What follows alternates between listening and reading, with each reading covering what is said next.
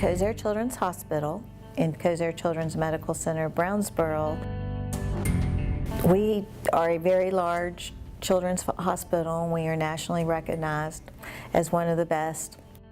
We see children from all over the state of Kentucky, from Bowling Green, from Lexington, from eastern Kentucky, from just anywhere in Kentucky you can imagine. We do see patients from there, whether they be at KCH or KCMC. We also see patients from southern Indiana, and also we've had kids from Tennessee come here as well. I've worked at Kosair Children's Hospital in Louisville, Kentucky for 23 years, and then I helped to open Kosair Children's Medical Center, Brownsboro in May of 2010. For as long as I can remember, I've always wanted to be a pediatric nurse. I've always had a big heart for kids, have just found them such a joy to work with, and just their innocence and just pure joy of life in themselves has always just made me want to work with them.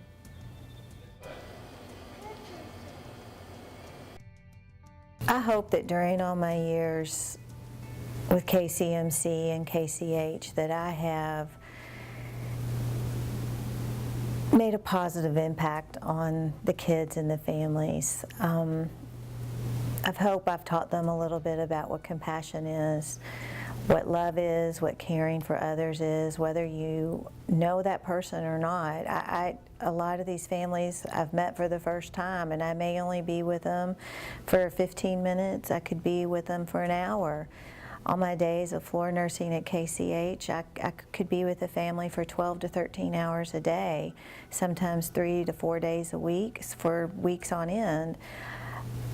I have become a part of their families. I took care of cystic fibrosis patients, and I watched those kids grow up, and I was able to go to a couple of their weddings. 2 of my patients married one another, and it was just such a joy to see that, and to be a part of that. You become a part of their family, and I just feel like by becoming a part of their family that they have accepted me and have accepted the love and the care and the nurturing that I had tried to provide for them while they were away from their family, away from their normal home life. And I don't know, I think sometimes that maybe the kids and the families impact me more than I impact them.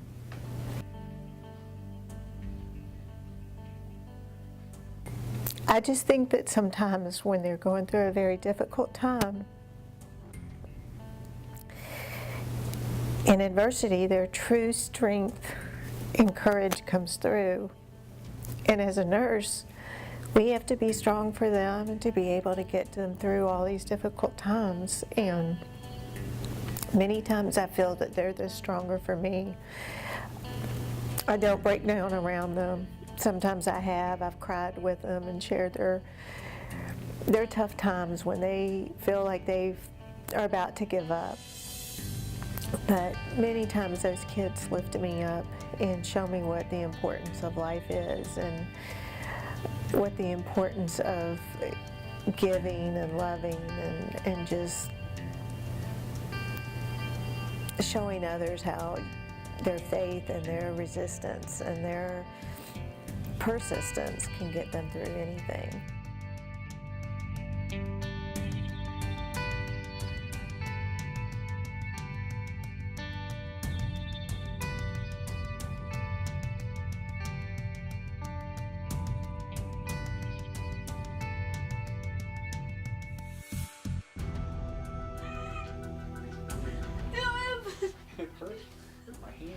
Louise!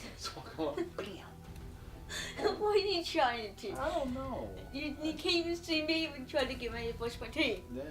So Alyssa was born at 35 weeks. She was premature, but she was born healthy. She came home on January 14th of 2000, and she had a fever. David had taken her to the doctor. They told us it was a flu, but there was a kid that had strep throat next to her. But she did seem to, through the course of the weekend, she just kept getting sicker and sicker, you know. She would perk up at times and act like a typical little baby and coo, and so forth, but then we just noticed more and more very inconsolable. She was sick, vomiting, and through the course of time, what we thought was supposed to be getting better, she just seemed to keep getting progressively worse. As soon as we got to Kosair, they diagnosed her with bacterial meningitis, thought they had gotten it early. She had the third deadliest strand, which is the streptococcal. At one point, we had 17 doctors in a room. She had already suffered her first grand mal seizure. And she was the liver, and then the kidney function had stopped. We're just blown away by how fast things happen. You know, what we thought simply was a flu or stomach bug or whatever, literally within 24 hours, the doctors are telling us that she could very likely not make it through the night, and we were just blown away at, you know, we have a happy, healthy, you know, bouncing baby at 1 minute, and then extremely, you know, the opposite, no time flat. It's scary. She was septic, meaning infection all over her skin, all over her body. She was so swollen. She had her first blood transfusion. They told us if it didn't work, we weren't going to have her the next morning. It went like that for about 3 months.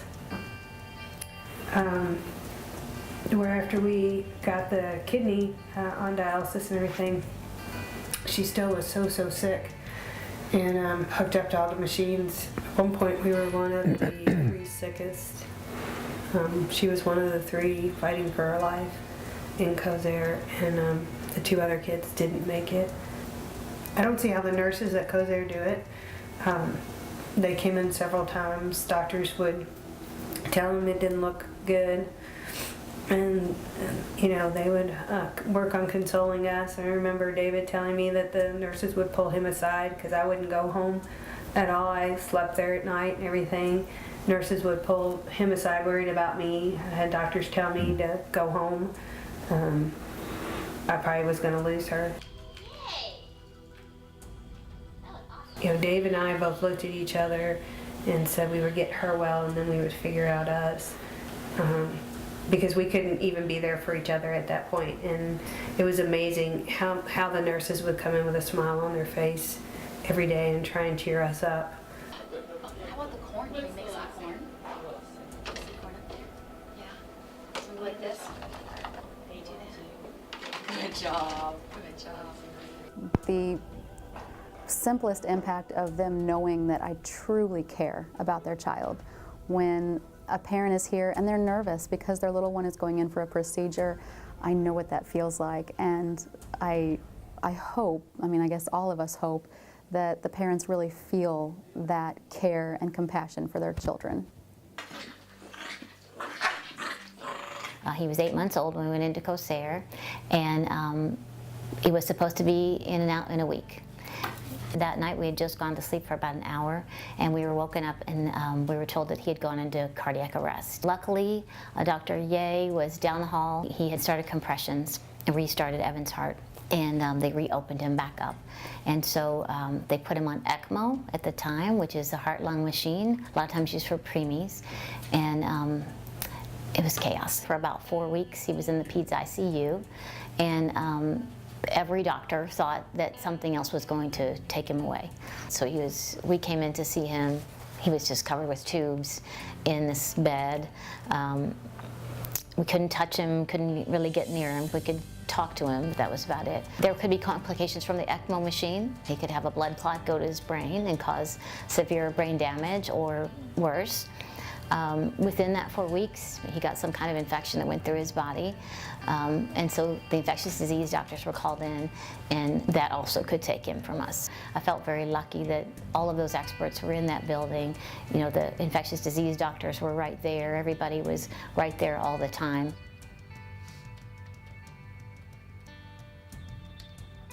The best part of that was all the nurses in peds ICU were just fabulous, and we had one nurse in particular, I think her name was Sarah, who was a traveling nurse and just happened to be at Kosair at the time, and would take the time to make him smell like a baby instead of chemicals of, you know, what was going on in the room. And so she would put lotion on his head or baby shampoo and say, come smell your baby, come, you know, put your hands up under your baby. And I would get up on a stool and put my hands up under him in the bed because I couldn't take him up, and talk to him. And we would sing and talk and read stories, and everybody would do that in my family.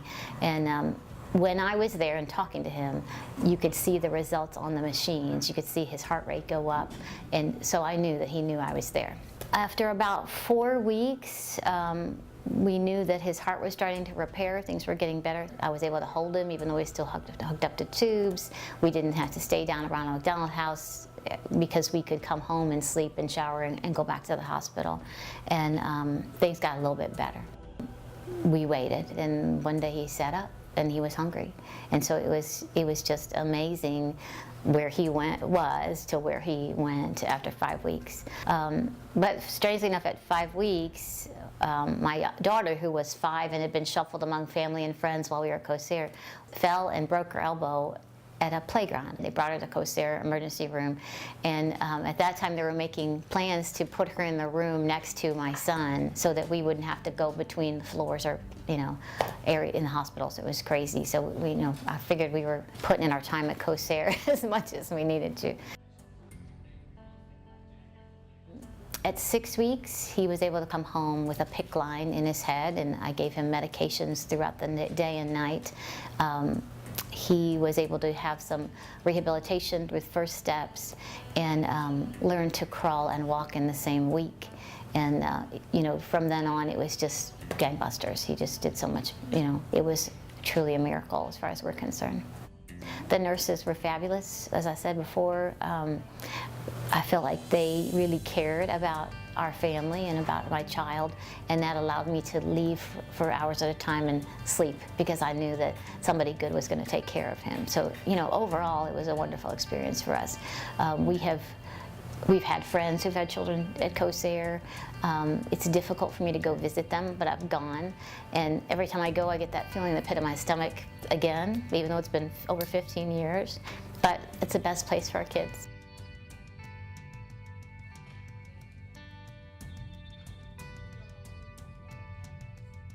When you choose to give of yourself, you get so much back in return.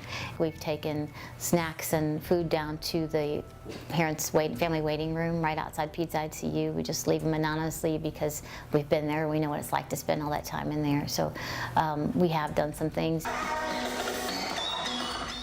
But even something as simple as the volunteers within the hospital itself, retired people, come in there.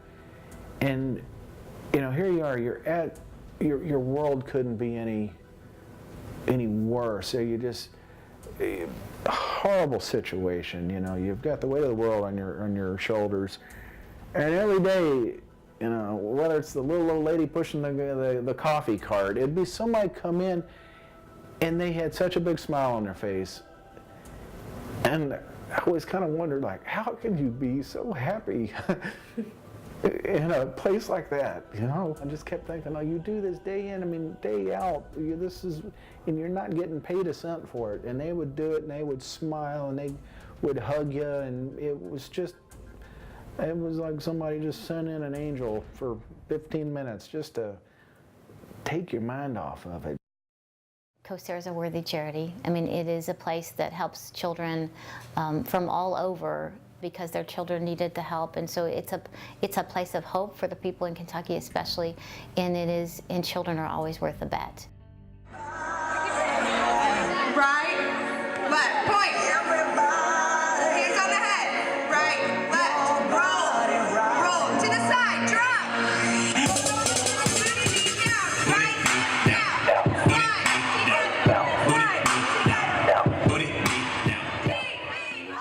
Dance Big Red is the inaugural this year, 12-hour dance marathon for Kosair Children's Hospital. We're raising money for them, and it's each participant has to raise money to participate, and then we've done community donations as well, and so we'll use all those to go to Kosair and hopefully help, you know, fight cancer and childhood diseases and help them find the cures for those.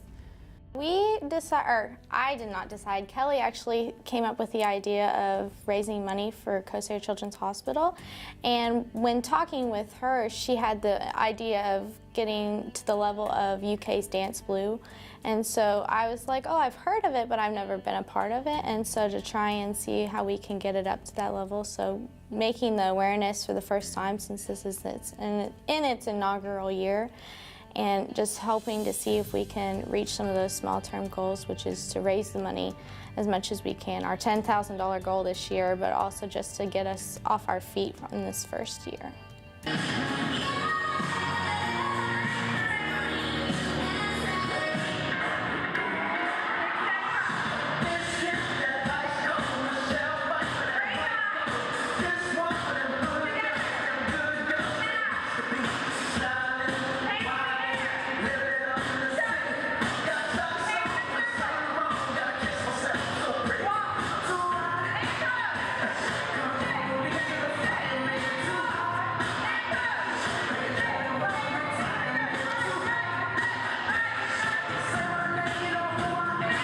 Dancing is a great way to get people to come out and support this cause and raising money, and you can have people pledge for you to dance and that kind of thing, but it's also just a way to build community on campus and a way where we can raise money in a different way besides a run or a walk or that kind of thing. It just gives it a different spin to it.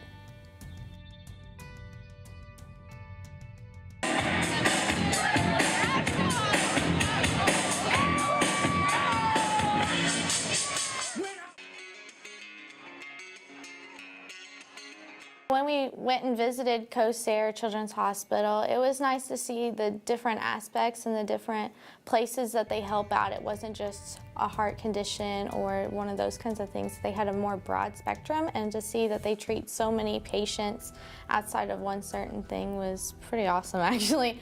And to just see, as we spoken with some of the families that have been through Kosair Children's Hospital and how thankful they were for it, which was nice to see as well. The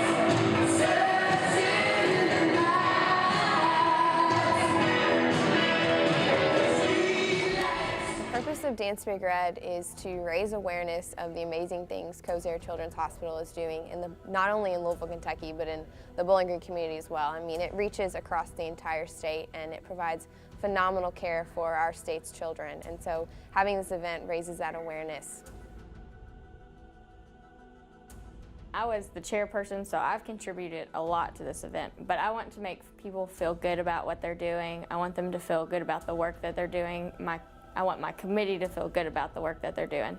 So when they come to me with something, I like to give my feedback, but most of the time I'm, good job, you've done great. I know you don't have time for this, but you're doing awesome. So I really like to contribute to my committee and make them feel good about what they've done. And then my contributions to the Children's Hospital, I've gotten recently a lot of emails from the head people in the Children's Hospital Foundation that say, you're doing a great job, keep up the good work, and they're just motivating me. And sometimes, a few times, I think, I'm not doing this. This will not be a very good event. I'm not doing very well with it. But then when they come and they're like, you're doing great, your contributions are helping Kosair Children's Hospital out very well, it makes me feel better about the things that I've contributed to this event. Well, we're hoping to raise over $10,000, and I am confident that that will happen. I'm also hoping that we'll get at least 200 participants. I mean, that would just blow my mind and make my heart so happy. And really, if anyone comes, it'll just be awesome. Sometimes I feel a little too controlling, but then I realize that this is my baby. I started it. I had a vision for it. If I didn't, I don't like to be that chairperson that's like, hey, it has to be done like this. The committee that we have that has contributed so much time to that makes an impact on me, because we're just college students. We don't have kids. We don't know how it is to have kids that have to go to the hospital and go through hard times. So it just shines on me that they do care, and like when people care, it really makes an impact on me. Dance Big Red, I would say that that it's a fun event, that the event was started just to give people an opportunity to get out there and volunteer in a way that they haven't gotten to before, and to help a good cause. When I think of Kosair Children's Hospital, I think of all the things that they do that no one really knows about. I would like people to reach out, get to see what Kosair Children's Hospital does and what they do for the families. And it's not just a hospital, they actually have a place for the families to stay and hang out, and they have playrooms for the kids, and they make the hospital fun for the kids that have to stay there for a long time. As you may know, this is an annual event, so as soon as this one's over, we get about 2 weeks to a month break, and we're going to do it all over again.